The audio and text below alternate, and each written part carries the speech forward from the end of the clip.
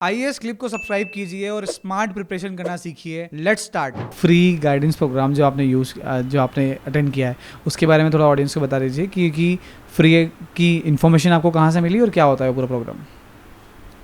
शासन के द्वारा विभिन्न समय पे ST SC OBC के बच्चों के लिए सिविल सर्विसेज या अदर एग्जाम्स के लिए फ्री गाइडेंस प्रोग्राम चलाए जाते हैं, ठीक है। जिसमें कई टीचर्स कॉन्ट्रैक्ट बेसिस पे वो हायर करते हैं। ये पीईटीसी वाला है। हाँ, PVTCs वाला वो भी है, और ये OBC के लिए था, OBC एंड माइनॉरिटीज़ के लिए, तो वो उनके लिए अलग चलता है, OBC माइनॉरिटी के लिए अलग चलता है। ठीक है। तो उस समय जिन भी गुरुओं ने मुझे पढ़ाया वो काफ़ी अच्छा सहयोग उनका रहा। मैंने कभी ये नहीं सोचा कि ये फ्री है तो ये अच्छा नहीं होगा या क्वालिटी ना होगा, क्योंकि मेरी जो पूरी लाइफ है वो फ्री ऑफ कॉस्ट ही रही है। नवोदय में मैंने फ्री में पढ़ा, ऑटोनॉमस एक्सीलेंस में भी बहुत ज़्यादा फीस नहीं थी, और उसके बाद मैंने स्काउट गाइड किया, NCC किया, वो भी मैंने फ्री ऑफ कॉस्ट ही किया, और कई मैंने विज़िट की हैं, कई जगह मुझे घुमाया गया है। एक बार मुझे 12th में इंडियन साइंस कांग्रेस में भाग लेने का मौका मिला था, जिसमें पूरा उड़ीसा का टूर विज़िट मेरा बिल्कुल गवर्नमेंट की तरफ से फ्री रहा। अभी जब मैं MSc कर रही थी तो इंडस्ट्रियल विजिट पे ले गए थे, तो जिसमें हमको पीतमपुर, धार, मांडू फ्री में मैंने कवर किया, वर्ल्ड बैंक की तरह से स्पॉन्सर किया गया था। तो मैंने हमेशा शासन की योजनाओं का बिल्कुल लाभ उठाया है, और मैं सबसे कहना चाहूँगी कि आप भी लाभ उठाएं और बिल्कुल डाउट ना करें कि ये फ्री है या नहीं है। आप अपनी तैयारी रखें, आप खुद का एनालिसिस करें, और यदि कोई नहीं भी आप अपनी ड्यूटी फॉलो नहीं कर रहा है तो आप बिल्कुल अपने राइट्स के लिए बोलें।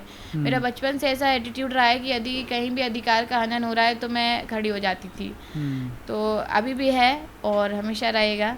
बिल्कुल अपने राइट्स के लिए एक्टिव रहें, और यदि नहीं फॉलो हो रहा है तो उनके लिए बोलें।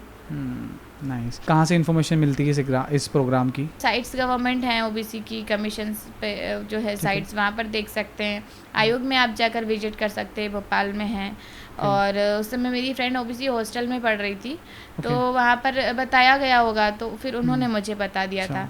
तो आप हॉस्टल्स पर या फिर साइट्स पर या आयोग में जाके डायरेक्टली पूछ सकते हैं कि कब कब प्रोग्राम्स चल रहे हैं, और एडमिशन ले सकते हैं। और इसमें एडमिशन लेने का प्रोसीजर क्या है? मतलब क्या वो कोई टेस्ट लेते हैं या डायरेक्ट एंट्री होती है? क्या होता है उसके अंदर? डिपेंड करता है, कई बार टेस्ट भी ऑर्गेनाइज होते हैं, या फिर आपका कास्ट सर्टिफिकेट, इनकम सर्टिफिकेट, ये सब डॉक्यूमेंट्स आपको वहाँ पे देने होंगे जो आपकी कास्ट को प्रूव करते हो, और फिर हो जाता है सिलेक्शन। हाँ, नाइस। अच्छा, कभी PSC की जब आपने तैयारी का सोचा, क्या कभी बीच में आपने कभी ऐसा देखा है कि यार जब डेप्यूटी कलेक्टर का काफ़िला निकलता है, क्योंकि कई सारे एस्पिरेंट का वो भोकाल वाला एक मोटिवेशन होता है कि यार जब मैं ऑफिसर बनूंगा तो मेरी गाड़ियाँ चलनी चाहिए, लाइक बीट DSP के लिए अगर कोई ऑप्ट करता है या कोई डेप्यूटी कलेक्टर के लिए ऑप्ट करता है, बीट IAS IPS के लिए भी जब कोई ऑप्ट करता है, तो ये एक मोटिवेशन कई बार एस्पिरेंट अटैच करते हैं। Did you feel like this? ऐसा नहीं था कि गाड़ी मिलेगी, ये सब मिलेगा, ये इतना मोटिवेशन था नहीं, पर हाँ, जो मध्य प्रदेश शासन लिखा होता है वो मुझे हमेशा से मोटिवेटेड रखता था कि कभी मैं भी आऊँगी इस जॉब में, डिप्टी कलेक्टर बनूंगी तो मुझे भी मध्य प्रदेश शासन की गाड़ी मिलेगी, और या फिर मैं उस गाड़ी में एटलीस्ट बैठ सकती हूँ, मुझे बैठने का मौका मिलेगा, तो ये मुझे हमेशा मोटिवेटेड रखता था। और बिल्कुल ये चीज़ें अच्छी होती हैं, पर हमारा जो काम है, जो हमारा डेडिकेशन है, वो समाज के प्रति सेवा के लिए होना चाहिए, ना कि किसी गाड़ी को फोकस करते हुए। वो हम सेल्फ होंगे, जब इतने सेल्फ डिपेंडेंट हो जाएंगे तो हम खुद भी खरीद सकते हैं, पर मेन आपका सोशल सर्विस पे टारगेट होना चाहिए, जो जॉब का मेन उद्देश्य है। Nice. One last question and the very important one, आपका डिसिप्लिन या आपका कहें तो रूटीन क्या था थ्रू आउट द प्रिपरेशन?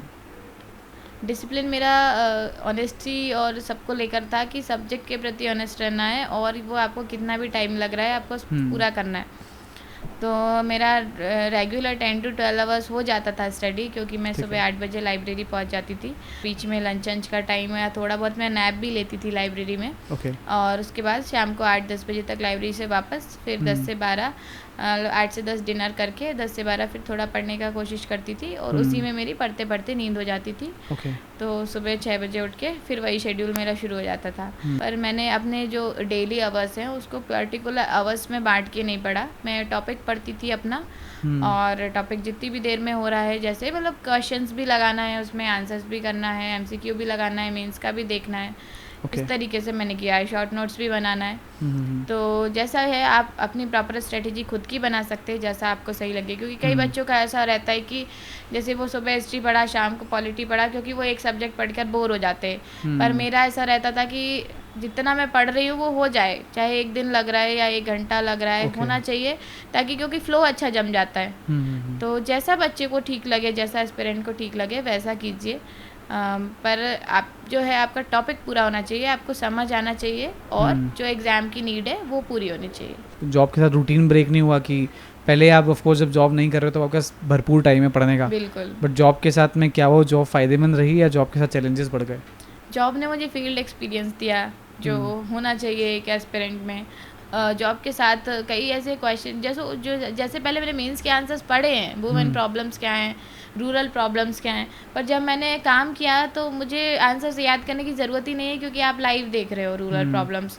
तो मैंने बिल्कुल मेंस मेरा काफ़ी फील्ड एक्सपीरियंस से कवर हो गया।